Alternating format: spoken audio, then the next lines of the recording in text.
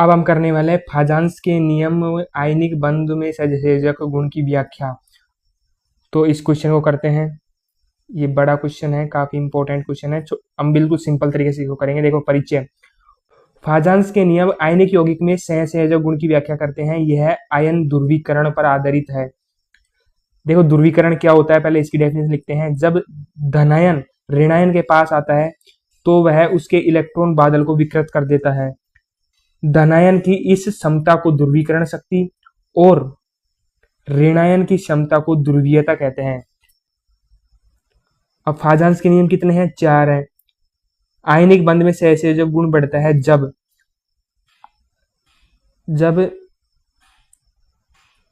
धनायन का आकार छोटा होता है। छोटा धनायन अधिक ध्रुवीकरण करता है, जैसे BeCl2 ज्यादा ध्रुवीकरण करेगा MgCl2 से। अब इस पर करते हैं।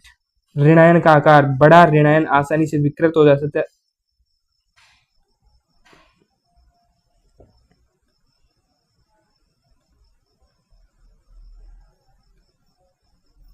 अब देखो, ऋणायन का आकार बड़ा, ऋणायन आसानी से विकृत होता है।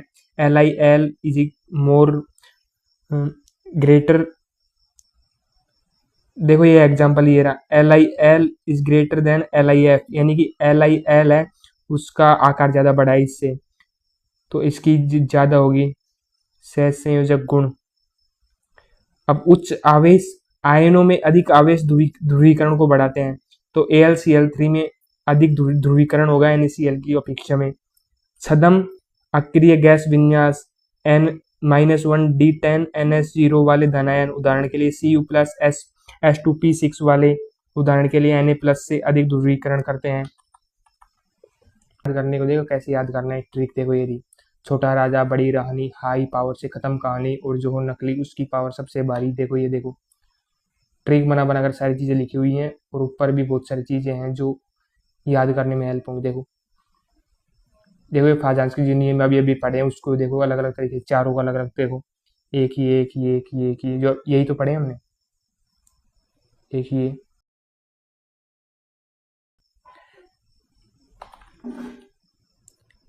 LiCl NaCl KCl की विलेयता की व्याख्या। यह क्रम धनायनों के आकार और फाजांस के नियमों पर निर्भर करता है। धनायन का आकार Li+, Na+ और K+, इसमें K+ का सबसे बड़ा होगा, फिर Na का और फिर Li का आकार। सहसंयोजक गुण। फाजांस के प्रथम नियम के अनुसार, जो हमने अभी अभी पढ़ा है, देखो ये रहा प्रथम नियम, धनायन का आकार, यही तो पहला नियम ये रहा, के नियम के अनुसार सबसे छोटा धनायन में अधिकतम ध्रुवीकरण और निम्नतक सहसंयोजक गुण होगा। सहसंयोजक गुण का क्रम LiCl में सबसे ज्यादा होगा, NaCl में उससे कम और KCl में सबसे कम। और सोल्यूबिलिटी की बात करते हैं, विलेयता की। चूंकि सहसंयोजक यौगिकों में ध्रुवीय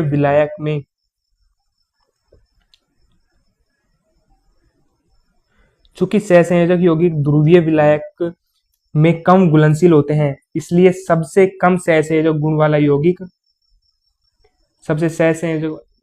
जल में सबसे अधिक घुलनशील होगा। अब देखो, कंक्लूजन क्या निकल रहा है?